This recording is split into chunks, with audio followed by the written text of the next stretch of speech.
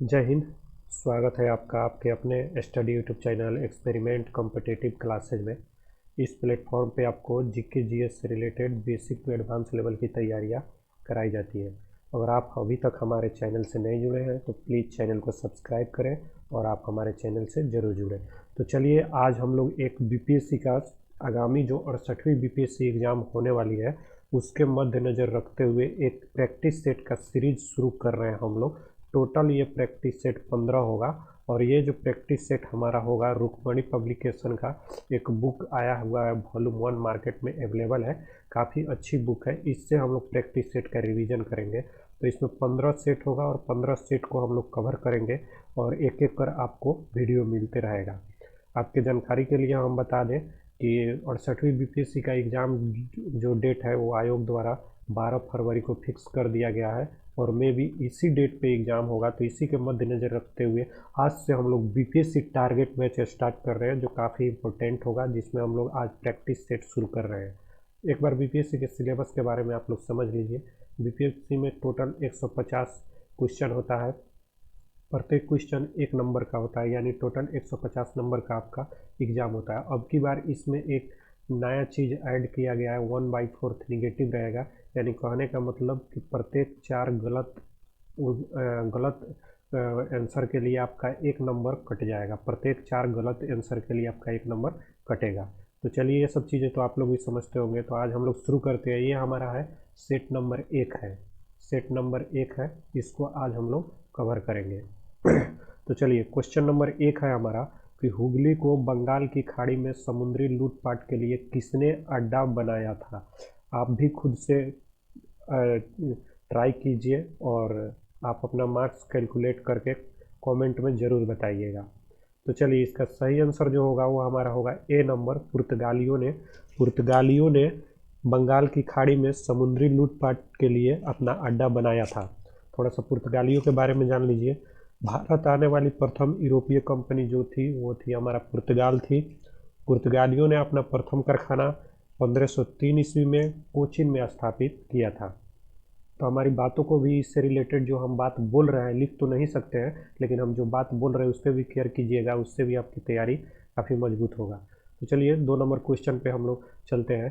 कह रहा है कि इनमें से कौन सा एक सुमेलित है, यानी कौन सा एक इसमें सुमेलित है। तो हम लोग ऑप्शन देख लेते हैं। प्रथम आंग्ल मैसूर युद्ध जिसमें हैदर अली की पराजय हुई थी, बिल्कुल गलत है। हैदर अली की पराजय इसमें नहीं हुआ था। द्वितीय आंग्ल मैसूर युद्ध जिसमें हैदर अली ने अंग्रेजों को पराजित किया था, बिल्कुल ये भी गलत है। उसके बाद तृतीय आंग्ल मैसूर युद्ध, टीपू सुल्तान युद्ध जीता और अपना भूभाग अंग्रेजों को नहीं दिया, बिल्कुल ये भी गलत है। चतुर्थ आंग्ल मैसूर युद्ध, टीपू पराजित किया गया और युद्ध के मध्य दिवंत हो गया, ये विकल्प नंबर डी हमारा सही है। चतुर्थ आंग्ल मैसूर युद्ध में टीपू जो है, टीपू सुल्तान पराजित हो गया था और इसी युद्ध के दौरान वो वीरगति को प्राप्त कर गया, यानी वह दिवंत हो गया। थोड़ा सा चतुर्थ आंग्ल मैसूर युद्ध के बारे में समझ लीजिए। चतुर्थ आंग्ल मैसूर युद्ध 1799 ईस्वी में टीपू सुल्तान और आर्थर ब्लेजली के बीच हुआ था, जिसमें आर्थर ब्लेजली का विजय हुआ और टीपू सुल्तान पराजय हुआ। श्रीरंगपट्टनम के युद्ध के भी नाम से इसको हम लोग जानते हैं। 1799 ईस्वी में यह हुआ था। इतना बात को तो समझ गए। चलिए क्वेश्चन नंबर 3 पे हम लोग चलते हैं। आप लोग भी आंसर देते रहिएगा, थोड़ा सा गैप दे रहे हैं हम क्वेश्चन के बाद, आप लोग उसमें अपना आंसर जरूर दीजिएगा। चलिए इसमें से निम्नलिखित में से कौन सा युग्म सही सुमेलित है। ये 4 हमारा जो दिया गया है इनमें से, और इधर दिया गया है युद्ध दिया गया है, तो इनमें से देखना है कि कौन सा सही है। आप भी ट्राई करें। इसका आंसर होगा विकल्प नंबर डी, यानी इसका 2 और 3 जो है वो सही है। यानी 1790 से 92 ईस्वी में जो हमारा हुआ था तृतीय आंग्ल मैसूर युद्ध हुआ था और 1824 से 26 ईस्वी में हमारा जो हुआ था प्रथम आंग्ल बर्मा युद्ध हुआ था, यानी 2 और 3 बिल्कुल ये सही है। थोड़ा सा हम लोग तृतीय आंग्ल मैसूर युद्ध के बारे में जान लेते हैं। लॉर्ड कॉर्नवालिस के कार्यकाल में तृतीय आंग्ल मैसूर युद्ध हुआ था। श्रीरंगपट्टनम की संधि द्वारा 1792 ईस्वी में तृतीय आंग्ल मैसूर युद्ध की समाप्ति हुई। 2 बात आप यहाँ जानें कि किनके कार्यकाल में तृतीय आंग्ल मैसूर युद्ध हुआ था, तो लॉर्ड कॉर्नवालिस के कार्यकाल में। और श्रीरंगपट्टनम की संधि द्वारा 1792 ईस्वी में तृतीय आंग्ल मैसूर युद्ध की समाप्ति हुई। उसी तरह थोड़ा सा हम लोग जान लेते हैं प्रथम आंग्ल बर्मा युद्ध के बारे में। प्रथम आंग्ल बर्मा युद्ध के समय गवर्नर जनरल जो थे एम्स हर्स्ट जो थे प्रथम आंग्ल बर्मा युद्ध के समय गवर्नर जनरल थे। और प्रथम आंग्ल बर्मा युद्ध का समापन जो हुआ यानडबू की संधि द्वारा 1826 ईस्वी में हुआ। प्रथम आंग्ल बर्मा युद्ध की समाप्ति यानडबू की संधि द्वारा 1826 ईस्वी में हुआ। चलिए हम लोग क्वेश्चन नंबर 4 पे चलते हैं। क्वेश्चन नंबर हमारा 4 है कि इनमें से किसने अंग्रेजी ईस्ट इंडिया कंपनी के कंट्रोल के खिलाफ बगावत नहीं की। यहाँ पे ध्यान दीजिएगा, क्वेश्चन में बगावत नहीं की। आप भी ट्राई करें। तो चलिए इसका विकल्प नंबर जो बी है, हैदराबाद का निजाम, ये जो हमारे थे इन्होंने अंग्रेजी ईस्ट इंडिया कंपनी के कंट्रोल के खिलाफ बगावत नहीं किया था। बाकी जितने भी लोग हैं इन्होंने अंग्रेजी ईस्ट इंडिया कंपनी के खिलाफ बगावत किया था। थोड़ा सा हम लोग हैदराबाद के निजाम के बारे में जान लेते हैं। 1724 ईस्वी में हैदराबाद में स्वतंत्र राज्य की स्थापना की गई। उस समय निजाम कौन थे? निजाम उन मुल्क द्वारा हैदराबाद को 1724 ईस्वी में स्वतंत्र राज्य की घोषणा किया गया। इतना बात को समझ गए। और 1857 के सैनिक विद्रोह में हैदराबाद के निजाम अंग्रेज के समर्थक रहे। 1857 का जो हमारा सैनिक विद्रोह था उसमें हैदराबाद के जो निजाम थे वो अंग्रेज के समर्थन में रहे थे। चलिए हम लोग देखते हैं क्वेश्चन नंबर 5। क्वेश्चन नंबर 5 में हमारा 2 डाटा दिया गया है। पहला डाटा जो है वो स्थान से रिलेटेड है, दूसरा डाटा जो है वो अंग्रेजों द्वारा विलय का वर्ष है। तो आप भी कृपया ट्राई करें।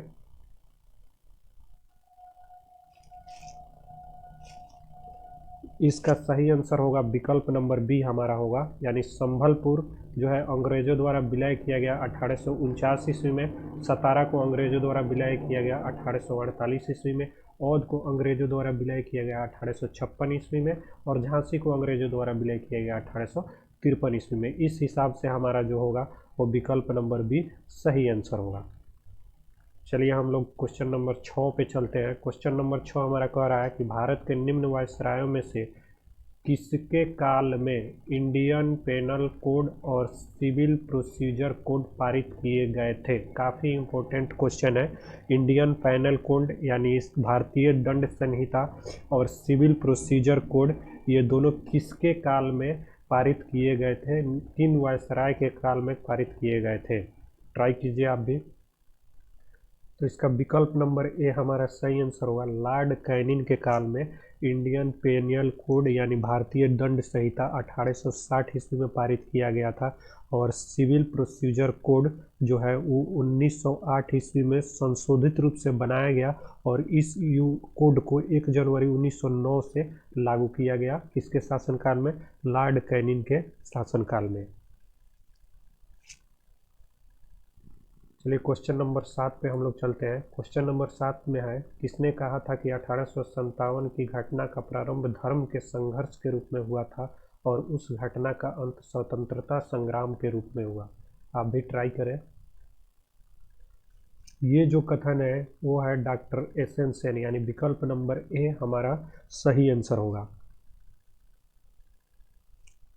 और अशोक मेहता द्वारा क्या कहा गया था 1857 के क्रांति के बारे में? तो उनके द्वारा बताया गया था कि यह राष्ट्रीय विद्रोह है।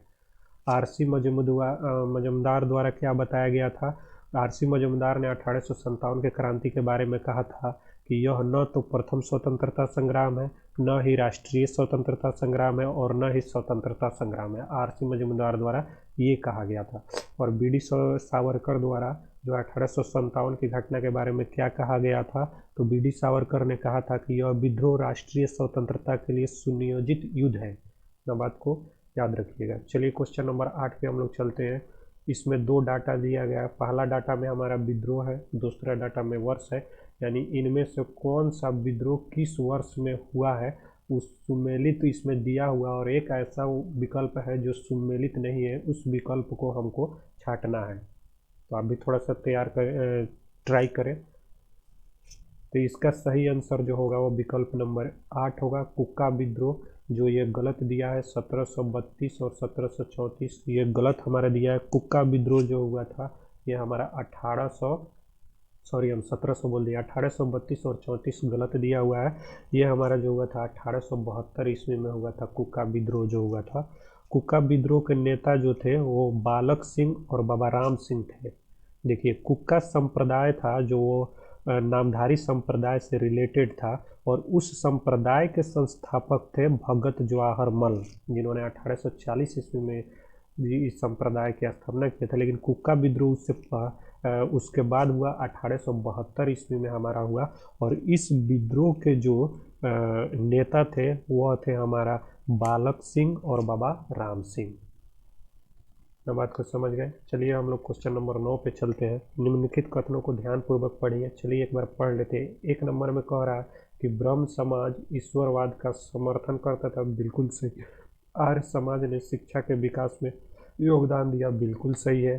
रामकृष्ण मिशन स्थापना स्वामी विवेकानंद ने की, बिल्कुल सही है। तो इनमें कह रहा है कि इनका उत्तर इनपुट के आधार पर दीजिए, 1, 2 और 3 सही है, बिल्कुल ए नंबर विकल्प हमारा सही हो जाएगा।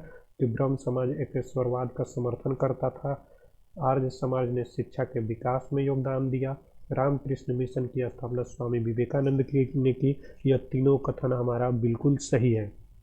थोड़ा सा और इससे आगे बढ़ते हुए हम लोग जान लेते हैं कि ब्रह्म समाज की स्थापना 20 अगस्त 1828 ईस्वी को राजा राम मोहन राम द्वारा किया गया था, और आर्य समाज की स्थापना जो है 1875 ईस्वी में स्वामी दयानंद सरस्वती द्वारा किया गया था, और रामकृष्ण मिशन की स्थापना 1897 ईस्वी में किया गया था।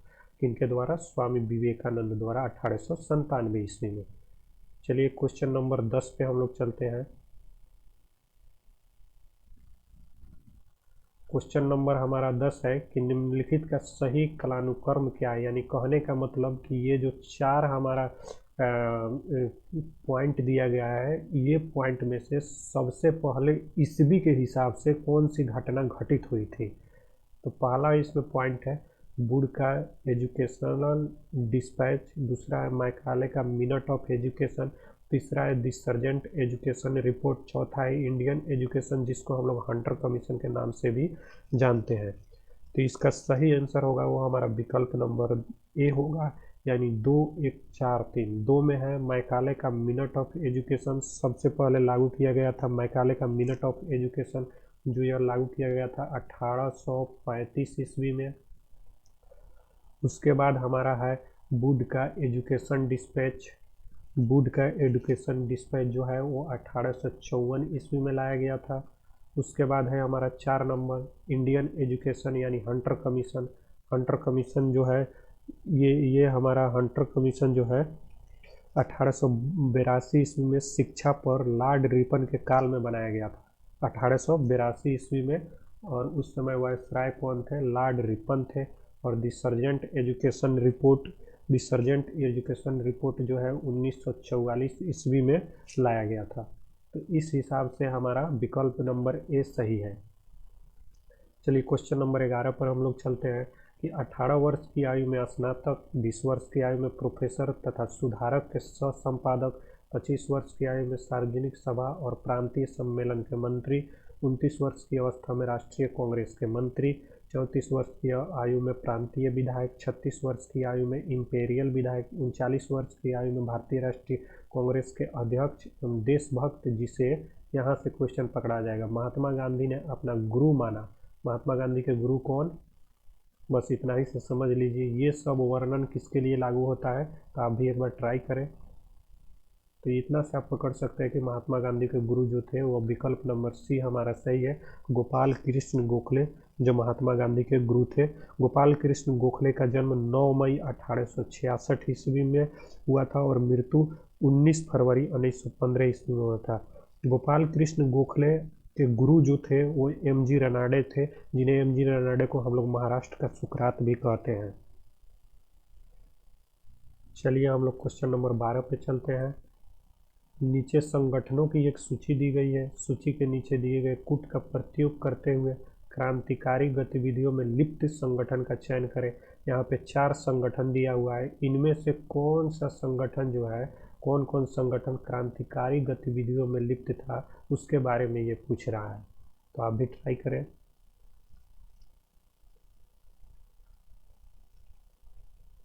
तो इसका जो सही आंसर होगा वो हमारा विकल्प नंबर बी होगा, 1 और 2, यानी अभिनव भारत और हमारा अनुशीलन समिति। ये जो दो समिति था यह क्रांतिकारी गतिविधियों में लिप्त समिति है। अभिनव भारत की स्थापना 1904 ईस्वी में विनायक दामोदर सावरकर और उनके बंधुओं द्वारा किया गया था। अभिनव भारत की स्थापना 1904 ईस्वी में किया गया था, किनके द्वारा? विनायक दामोदर सावरकर और उनके भाइयों द्वारा किया गया था। और वीरेंद्र कुमार घोष और भूपेंद्र दत्त के द्वारा 1907 ईस्वी में कलकत्ता में अनुशीलन समिति का गठन किया गया था। अनुशीलन समिति का गठन कब किया गया था? 1907 ईस्वी में, किनके द्वारा? वीरेंद्र कुमार घोष और भूपेंद्र नाथ द्वारा। चलिए 13 नंबर क्वेश्चन पे हम लोग चलते हैं। 13 नंबर हमारा क्वेश्चन है कि सन 1916 ईस्वी में होम रूल लीग आरंभ की गई थी, जिसका नेतृत्व निम्न में से इनमें से किन्होंने किया था? तो आपको जानकारी के लिए हम बता दें कि इसका सही आंसर जो होगा वो विकल्प नंबर 1 होगा, तिलक और एनी बेसेंट ने। थोड़ा सा इनके बारे में समझ लीजिए। भारत में होम रूल आंदोलन जो है आयरलैंड से प्रभावित है, यानी आयरलैंड के प्रभावित होकर ही भारत में आया था। होम रूल आंदोलन आयरलैंड में 1870 ईस्वी से 1907 ईस्वी के बीच चलाया गया था। आयरलैंड में कब चलाया गया था? 1870 से 1907 के बीच। लेकिन भारत में home rule society of India के जनक एनी बेसेंट को माना जाता है। Home rule society of India के जनक किनको माना जाता है? एनी बेसेंट को। भारत में होम रूल लीग की स्थापना सर्वप्रथम बाल गंगाधर तिलक द्वारा 28 अप्रैल 1916 में किया गया था। बाल गंगाधर तिलक द्वारा कब किया गया था? 28 अप्रैल को इसका शुरुआत किया गया था 1916 में। और उसके बाद एनी बेसेंट द्वारा सितंबर 1916 में किया गया था। एनी बेसेंट द्वारा कब किया गया था? तो सितंबर 1916 में किया गया था। इसीलिए यहाँ पूछा है कि सन 1916 इसमें 2 होम रूल लीग, यानी 1 अप्रैल में और 1 सितंबर में। तो एक हमारा बाल गंगाधर तिलक द्वारा और एक एनी बेसेंट द्वारा शुरू किया गया था। चलिए 14 नंबर क्वेश्चन है हमारा कि गांधी जी ने अपना प्रथम सत्याग्रह प्रारंभ किया। ध्यान दीजिएगा क्वेश्चन पे, यहाँ प्रथम सत्याग्रह कह रहा है, कहीं पे भारत का जिक्र नहीं है। अगर क्वेश्चन में रहेगा कि गांधी जी ने अपना प्रथम सत्याग्रह भारत में कहाँ आरंभ किया, तब उसका आंसर होगा मजदूरों को कम मजदूरी दिए जाने के विरुद्ध में, चंपारण में। लेकिन यहाँ पे भारत का कहीं जिक्र नहीं है, यानी वर्ल्ड लेवल पे ये पूछ रहा है। तो गांधी जी ने अपना प्रथम सत्याग्रह जो है वह बी नंबर ऑप्शन हमारा सही होगा कि दक्षिण अफ्रीका में शुरू किया था। दक्षिण अफ्रीका में गांधी जी ने पहला अहिंसात्मक सत्याग्रह शुरू किया था सितंबर 1906 में स्थानीय भारतीयों के खिलाफ गठित ट्रांसवाल एशियाटिक अध्यादेश के विरोध में। ना बात को समझ गए। चलिए हम लोग चलते हैं क्वेश्चन नंबर 15 पे कि गांधीवादी विचारधारा किनसे प्रभावित रही। इनमें से 4 ऑप्शन दिया है ये, और ये खासकर लेखक लोग का नाम है जिनका बहुत सारे पुस्तकें हैं। और इस क्वेश्चन पूछने का मतलब है कि उनके पुस्तक से गांधी जी का विचार जो है, इन लोग के पुस्तक से किनसे प्रभावित रहा गांधी जी का विचार। तो इसका सही आंसर जो होगा वो उपयुक्त में से 1 से अधिक होगा, क्योंकि रॉस्किन का एक पुस्तक था, जॉन रॉस्किन, जिनका पुस्तक था एक ऑन टू दी लास्ट, उसको पढ़ने के बाद गांधी जी का विचार जो है रातों रात बदल गया था। जॉन रॉस्किन का एक पुस्तक था ऑन टू द लास्ट, जिसको पढ़ने के बाद गांधी जी बता रहे थे कि उनका विचार जो है रातों रात बदल गया था। उसके बाद लियो टॉल्स्टॉय की एक महत्वपूर्ण रचना वार एंड पीस से भी गांधी जी बहुत ज़्यादा प्रभावित हुए थे। तो इस कारण इसका उपयुक्त में से 1 से अधिक हमारा ऑप्शन नंबर ई इसका सही आंसर होगा। चलिए 16 नंबर हम लोग क्वेश्चन देखते हैं कि किसान नेता मोतीलाल तेजावत किससे संबंधित थे। तो इसका सही आंसर जो होगा वो विकल्प नंबर बी होगा, मेवाड़ के भील आदिवासी आंदोलन से किसान नेता मोतीलाल तेजावत संबंधित थे। चलिए हम लोग क्वेश्चन नंबर 17 देखते हैं कि निम्नलिखित में से एक ने प्रथम विश्व युद्ध के समय भारत की रक्षा के कानून के प्रावधानों को, जिसे 1915 में पंचायत में गद्दार विरुद्ध में इस्तेमाल किया गया था, शांति के समय भी जारी रखना चाहता था। यानी इनमें से कौन ऐसा थे जो प्रथम विश्व युद्ध के समय भारत के रक्षा के कानून के प्रावधान को, जो 1915 में पंजाब में गद्दर के विरुद्ध इस्तेमाल किया गया था, उसको शांति के समय भी जारी रखना चाहते थे। तो आप भी थोड़ा सा ट्राई करें। इसका सही आंसर होगा लॉर्ड हार्डिंग द्वितीय। राष्ट्रीय सुरक्षा अधिनियम 1915 में लाया गया था। जो राष्ट्रीय सुरक्षा अधिनियम था वो 1915 में लाया गया था। चलिए हम लोग क्वेश्चन नंबर 18 पे चलते हैं। पूर्ण स्वराज की वचनबद्धता के साथ भारत में प्रथम स्वतंत्रता दिवस कब मनाया गया? आप भी ट्राई करें।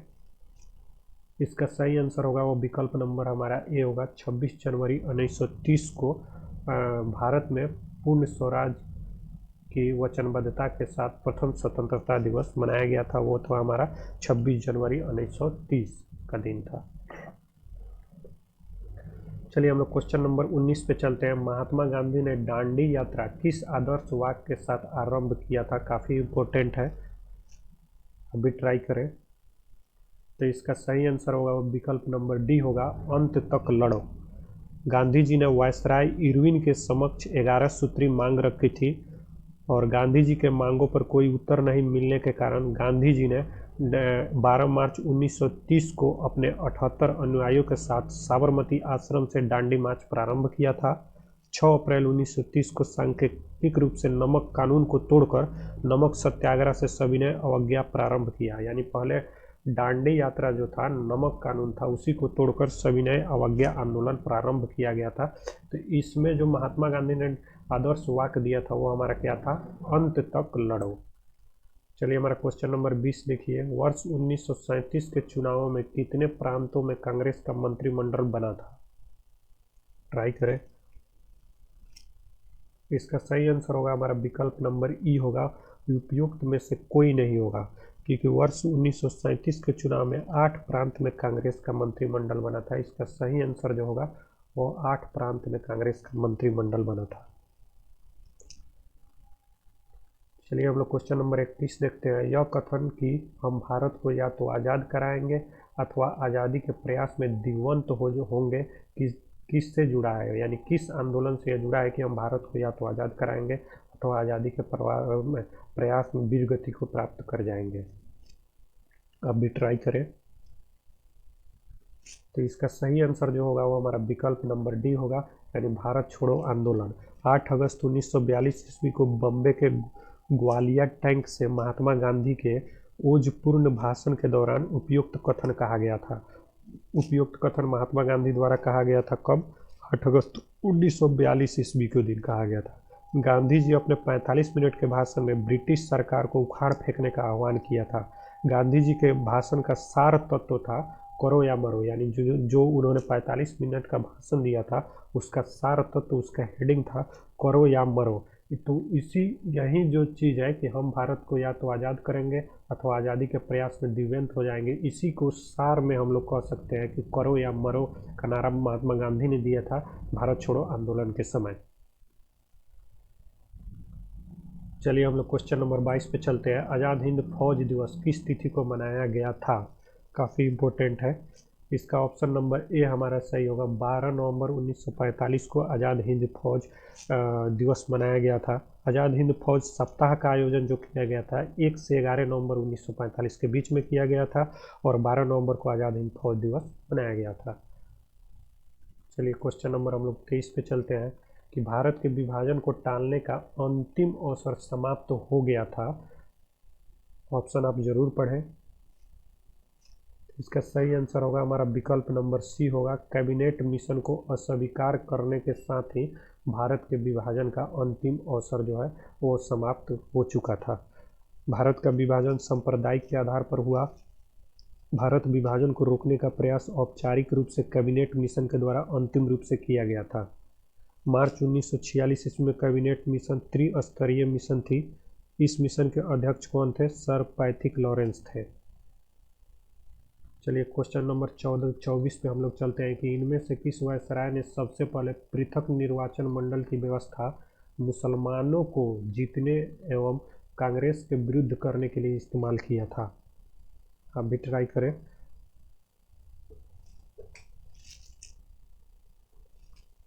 इसका सही आंसर जो होगा वो हमारा विकल्प नंबर डी होगा, लॉर्ड मिंटो।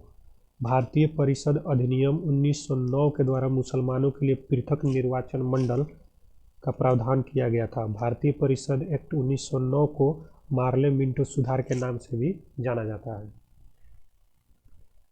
चलिए क्वेश्चन नंबर 25 हम लोग देखते हैं। सिंधु घाटी की सभ्यता को जानने का स्रोत वहाँ पाई गई, ऑप्शन आप जरूर पढ़ें कि वहाँ पाई गई कौन सा ऐसा चीज़ है जिससे हम सिंधु घाटी की सभ्यता को जान सकते हैं। तो इसका जो होगा विकल्प नंबर ई हमारा सही आंसर है, उपयुक्त में से एक से अधिक। ये सारा सही है। मोहर भी हम सिंधु घाटी सभ्यता को जान सकते हैं, बर्तन, जेवर, हथियार, औजार से भी जान सकते हैं, नगरों के अवशेष से भी जान सकते हैं और लिपि से भी हम लोग जान सकते हैं। चलिए क्वेश्चन नंबर 26 है हमारा कि उपनिषद पुस्तक है, यानी उपनिषद जो पुस्तकें हैं वो किस पर आधारित है, धर्म पर, योग पर, विधि पर या दर्शन पर। तो इसका हमारा विकल्प नंबर डी सही होगा। उपनिषद पुस्तक जो है वो दर्शन पर आधारित है। उपनिषद का अर्थ है निष्ठा पूर्वक पास बैठना, यानी शिष्य का गुरु के पास बैठना। उपनिषद का अर्थ होता है निष्ठा पूर्वक पास बैठना, याद रखिएगा, शिष्य का गुरु के पास बैठना। उपनिषद को वेदांत भी कहते हैं, वेदांत भी कहते हैं उपनिषद को, याद रखिएगा। चलिए क्वेश्चन नंबर 27 हम लोग देखते हैं। दो डाटा दिया गया है, एक डाटा में महाजनपद दिया गया और एक डाटा में महाजनपद की राजधानी दिया गया है। इसका मिलान करना है।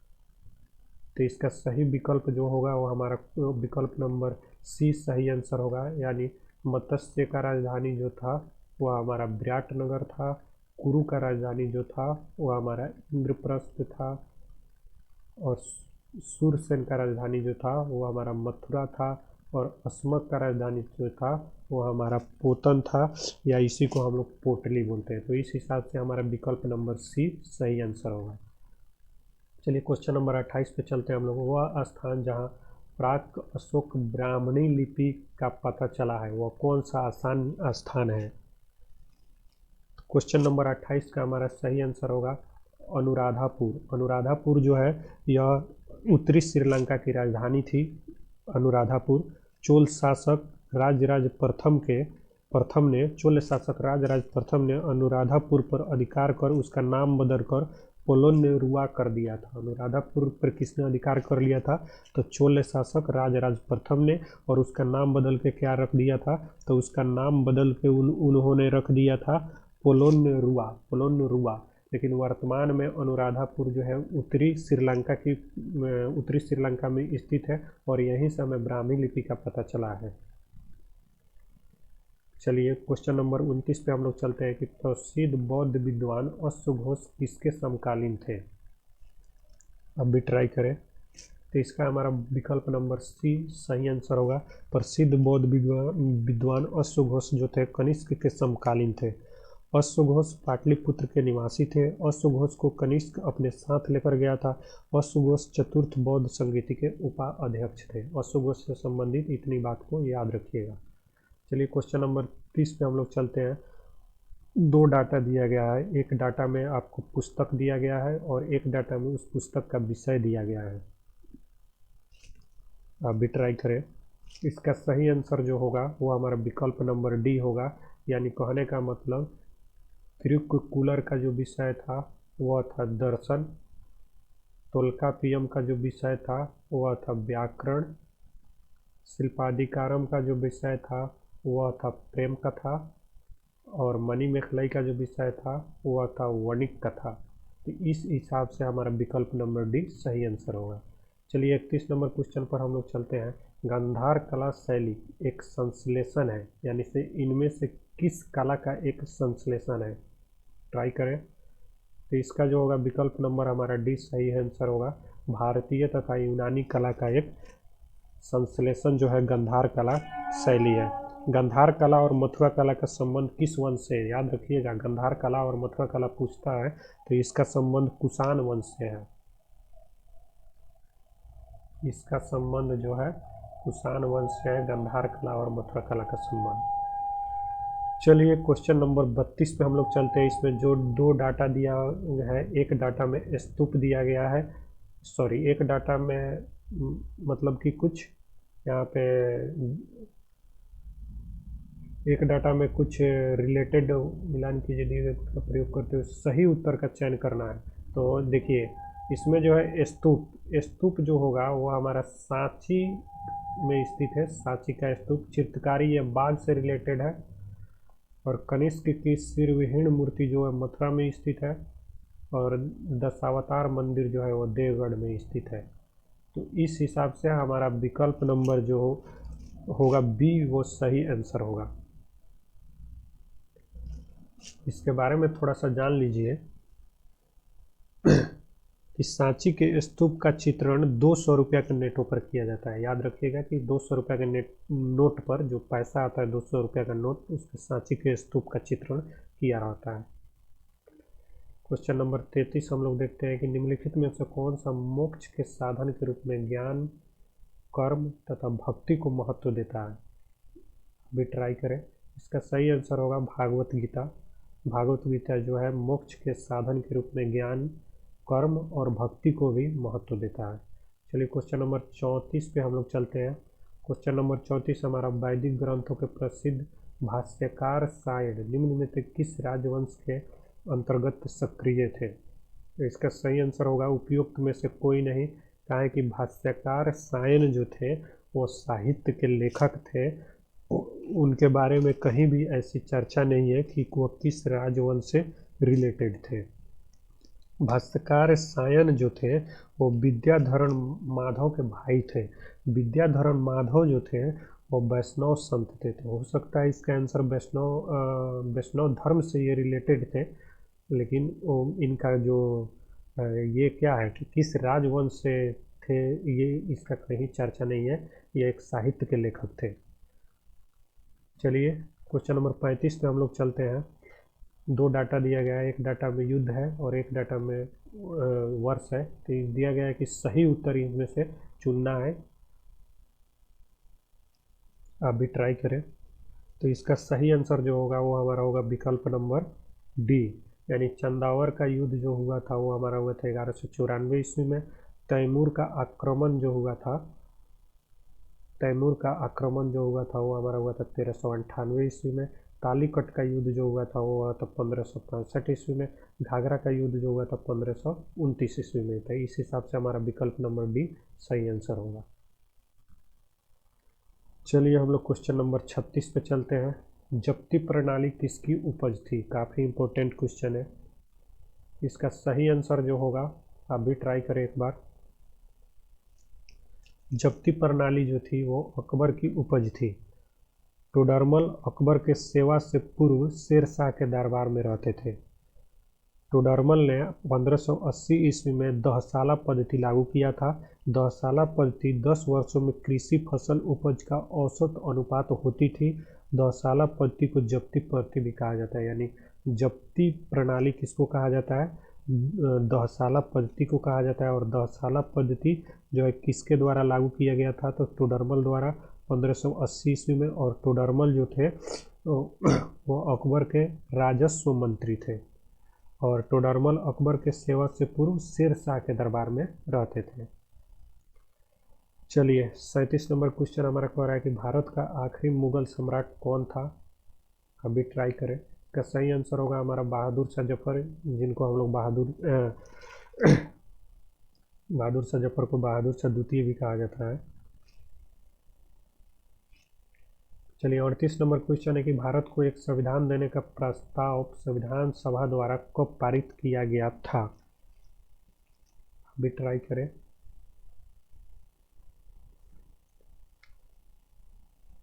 इसका सही आंसर जो होगा वो हमारा विकल्प नंबर बी होगा। जनवरी 22, 1947 को भारतीय संविधान को एक संविधान देने का प्रस्ताव संविधान सभा द्वारा किया गया था।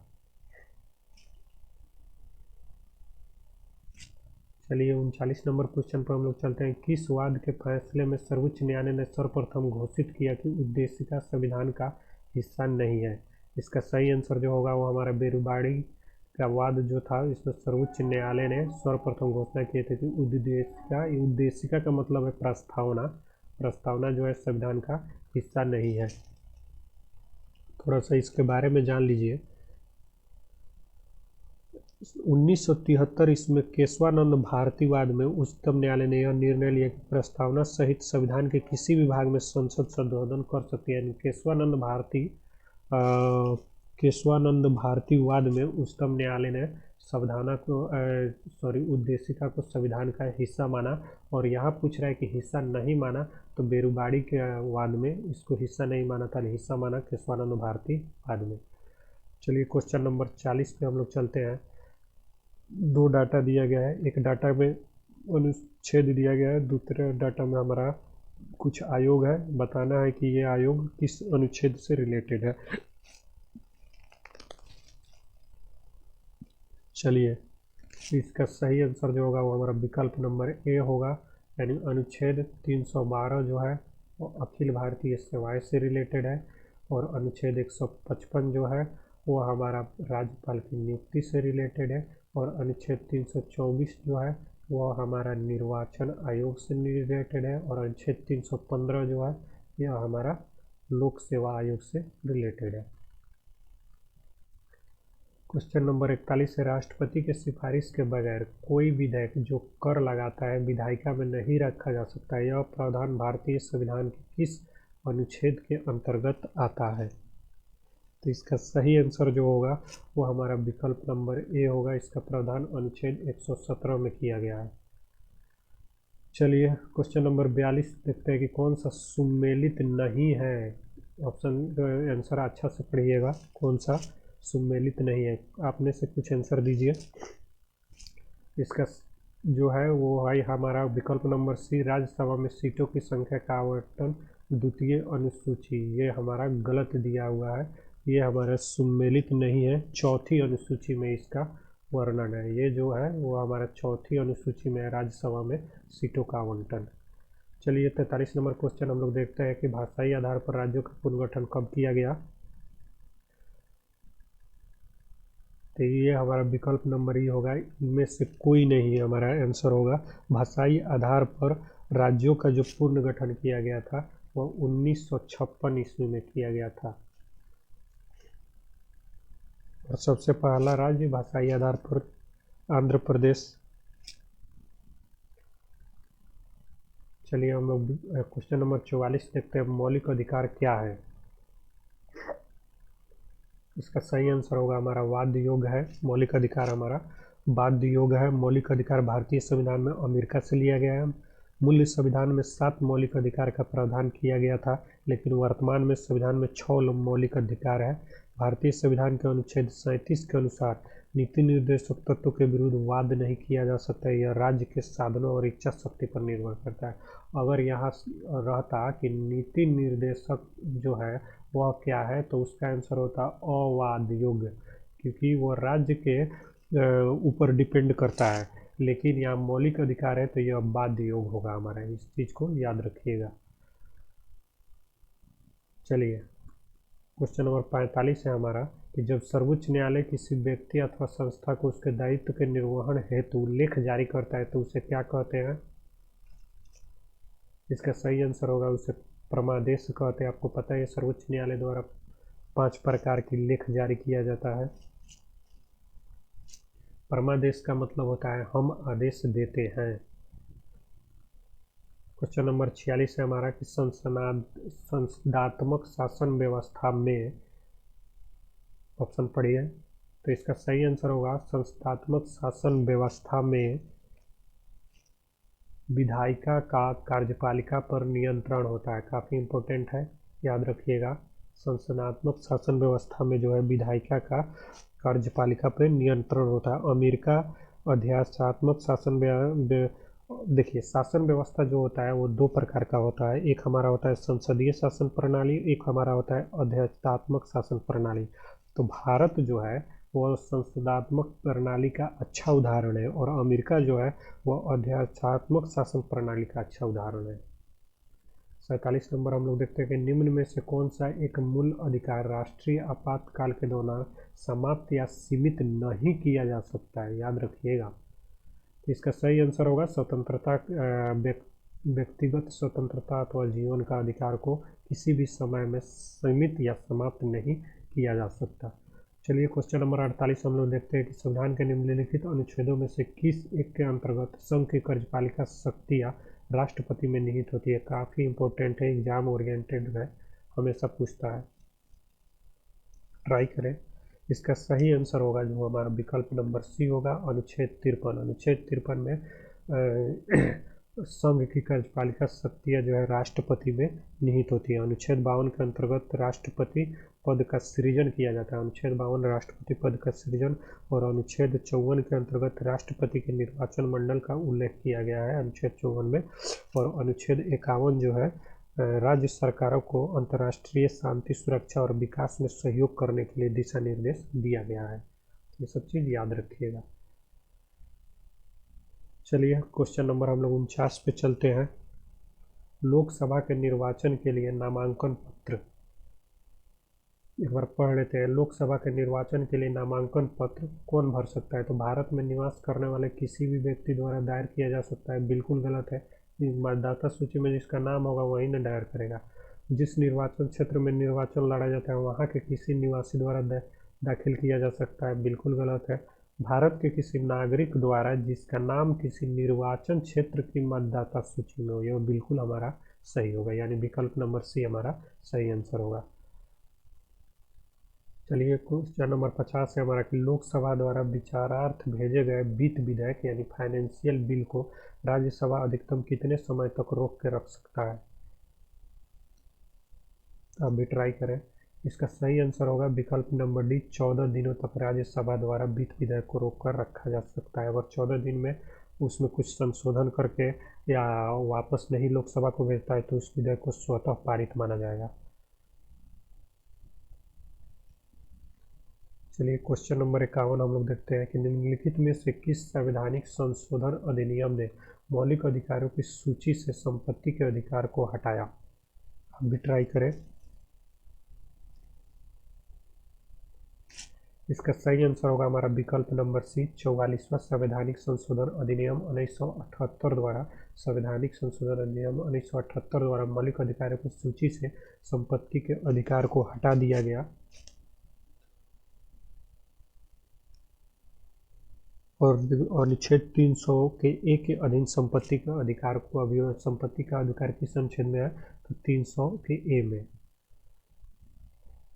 52 नंबर क्वेश्चन हम लोग देखते हैं। यदि किसी राज्य की विधानसभा का अध्यक्ष यानी स्पीकर पद त्याग करना चाहे तो उसे अपना त्याग पत्र किसको देना होगा? ट्राई करें। इसका सही आंसर होगा उपाध्यक्ष को। विधानसभा का अगर अध्यक्ष अपना पद त्याग करना चाहे तो उसे त्याग पत्र उपाध्यक्ष को देना पड़ेगा, या ये रिवर्स होता है, अगर उपाध्यक्ष को पद त्याग करना पड़ेगा तो विधानसभा के अध्यक्ष को देगा। चलिए क्वेश्चन नंबर 53 यहाँ से साइंस से स्टार्ट होता है। लकड़ी, लोहा, मोम के समान आकार के टुकड़े को समान ऊंचाई से पृथ्वी पर गिराया जाता है। कौन सा टुकड़ा सर्वप्रथम पृथ्वी के सतह पर पहुंचेगा? इसका विकल्प नंबर डी सही होगा, सभी साथ साथ पहुंचेंगे। क्वेश्चन नंबर 54 है हमारा, वायु में चल रही ध्वनि तरंगे परिवहन करती है। बहुत अच्छा क्वेश्चन है, बताइए।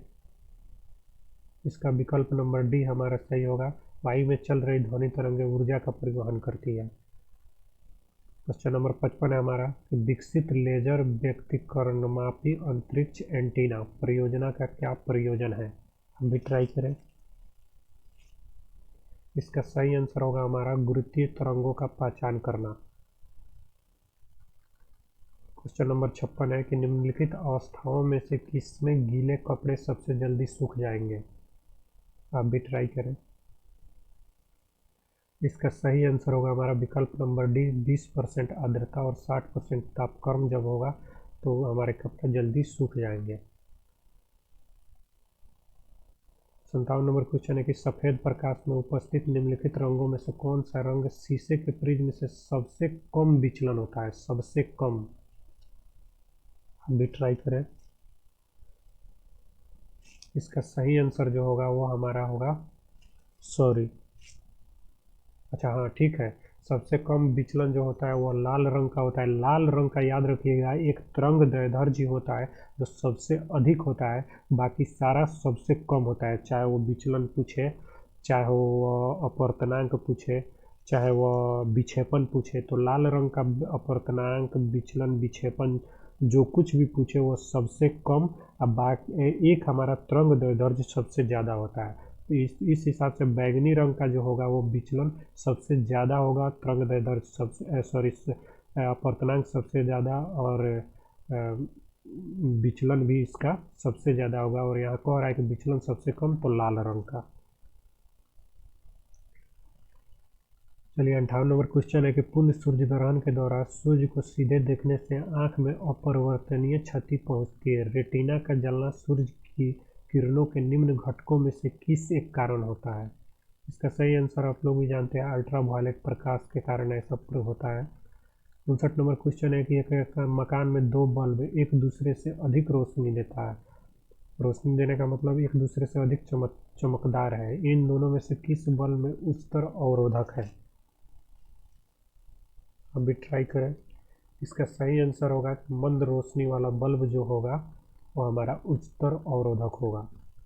चलिए 60 नंबर हमारा है, न्यूमेरिकल है कि यदि 60 वाट का बल्ब प्रतिदिन 5 घंटे प्रयोग किया जाता है तो 30 दिन में कितने यूनिट बिजली खर्च होगी? इसका सही आंसर आप बनाइएगा, 9 यूनिट होगा। इसको बनाने का फार्मूला होता है कि कुल व्यय ऊर्जा बराबर एन गुने टी गुने पी गुने 30, यानी दिन को आ रहा है, प्रतिदिन यानी दिन का चर्चा है तो 30 लेंगे, और ईयर पूछता तो 365 लेंगे। तो इसका फार्मूला यहाँ हम लिख देते हैं।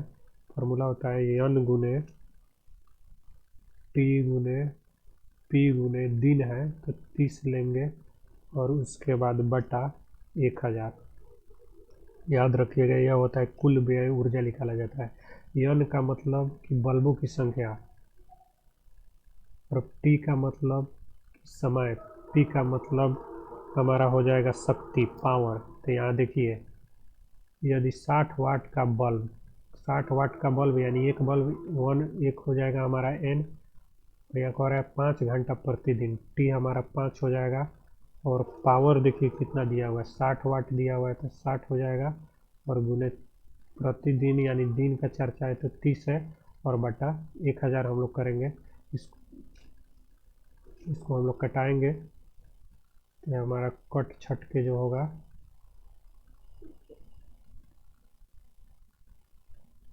3 तिरका 9 यूनिट, ये हमारा सही आंसर आएगा। चलिए 61 नंबर क्वेश्चन है कि गॉड पार्टिकल है, ये हमारा सही आंसर होगा। हिग्स बोसोन जो है हमारा गॉड पार्टिकल होता है।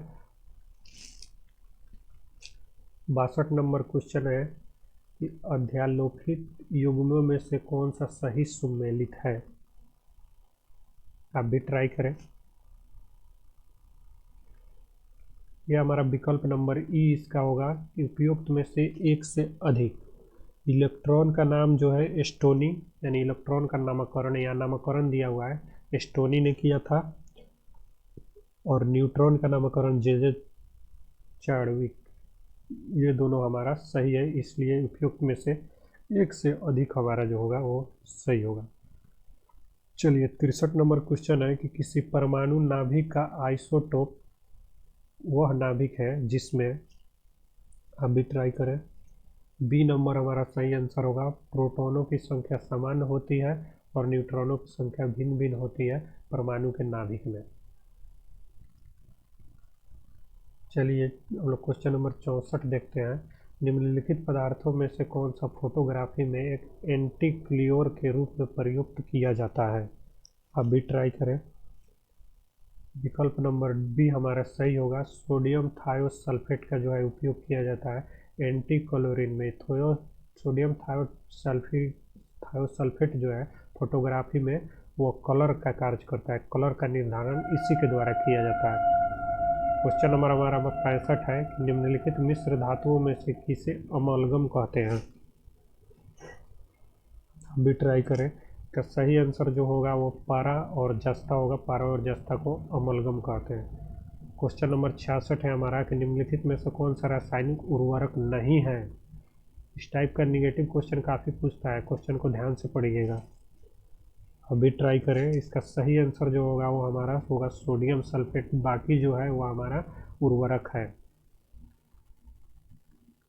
67 नंबर हमारा क्वेश्चन है कि निम्नलिखित में से कौन सा यौगिक चाइनीज व्हाइट कहलाता है। अभी ट्राई करें। इसका सही आंसर जो होगा जिंक ऑक्साइड होगा। 68 नंबर क्वेश्चन है कि एक परजीवी पर दूसरे परजीवी के आश्रित रहने को क्या कहते हैं। अभी ट्राई करें। इसका सही आंसर जो होगा वो हमारा होगा उपपरजीवी होगा। 69 नंबर क्वेश्चन है कि मानव सदृश लघुत्तम कॉपी कौन सा है। काफ़ी अच्छा क्वेश्चन है। अभी ट्राई करें। इसका सही आंसर जो होगा वो होगा विकल्प number A gibbon. 70 number question है कि निम्नलिखित में से किसमें लिंग गुणसूत्र नहीं होता है। ये निगेटिव वाला बड़ी पूछता है, नहीं होता है। इसका सही आंसर होगा छिपकली में लिंग गुणसूत्र नहीं होता है। 71 नंबर क्वेश्चन है कि निम्नलिखित में से कौन सा मानव दंत केवल अस्थायी दंत विन्यास में प्रकट होता है। इसका सही आंसर जो होगा वो हमारा होगा चवर्णक। देखिए दंत का प्रकार 3 प्रकार का होता है। एक कृंतक होता है, एक अग्र चवर्णक होता है, एक चवर्णक होता है। सॉरी 4 प्रकार का होता है। एक कृंतक, एक अग्र चवर्णक, एक चवर्णक और एक रदनक।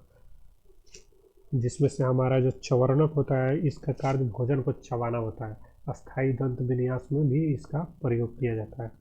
चलिए 72 नंबर क्वेश्चन है हमारा कि निम्नलिखित में से कौन एक प्रतिवर्ती क्रिया है। रिफ्लेक्स एक्शन है। रिफ्लेक्स एक्शन नहीं है। देखिए हम गड़बड़ा जा रहे हैं, आप लोग ध्यान से पढ़िएगा। रिफ्लेक्स एक्शन नहीं है। इसका सही आंसर जो होगा वो हमारा होगा हाथ का हिलाना। 73 नंबर क्वेश्चन है कि मादा जनन पथ में पहुंचने के पश्चात मानव शुक्राणु अपनी निषेचन क्षमता कितना दिन तक सुरक्षित रखता है, कितना समय तक।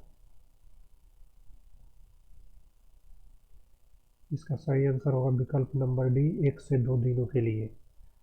74 नंबर क्वेश्चन है गाय और भैंस के थानों में दूध उतारने के लिए किस हार्मोन की सुई लगाई जाती है। इसका सही आंसर होगा ऑक्सीटोसिन। 75 नंबर क्वेश्चन है कि निम्नलिखित में से कौन सा सही सुमेलित नहीं है। ये भी याद रखिएगा। अभी ट्राई करें। इसका जो है विकल्प हमारा डी जो है ये हमारा सही सुमेलित नहीं है। विकल्प डी का जो है ये जो है इसका सही आंसर जो होगा वो हमारा होगा विकल्प डी का जो होगा प्रतिरक्षी कारक। प्रतिरक्षी कारक यहाँ हम लिख देते हैं। इसका सही आंसर होगा प्रतिरक्षी कारक। बाकी जो है वो हमारा सही है। तो ये 75 क्वेश्चन का हमारा सीरीज समाप्त हुआ। ये इसका 75 क्वेश्चन और रह गया सेट 1 का। तो ये वीडियो 2 जब आएगा उसमें रहेगा। जल्द ही वीडियो 2 भी अपलोड कर दिएगा। मिलते हैं नेक्स्ट वीडियो में, तब तक के लिए जय हिंद।